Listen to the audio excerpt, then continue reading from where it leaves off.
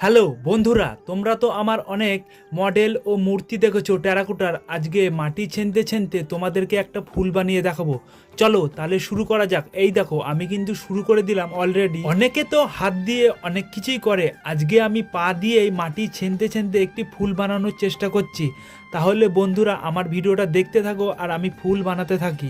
একদিক দিয়ে দেখতে গেলে আমার মাটি ছেনাও হচ্ছে আর তোমাদেরকে ফুল বানিয়ে দেখানো হচ্ছে।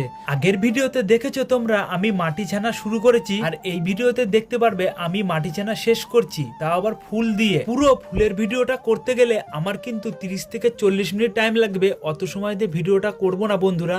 এই দেখো একটু কেটেই নিয়ে চলে এলাম ভিডিওটা। এই দেখো আর আমার কিন্তু ফুলটা কমপ্লিট হয়ে গেছে বন্ধুরা, তোমরা দেখতেই পাচ্ছ। এতক্ষণ ধরে মাটি ছেনতে ছেনতে আমার জল পিপাসা পেয়ে গেছে, আমি একটু জল খেয়ে আসি।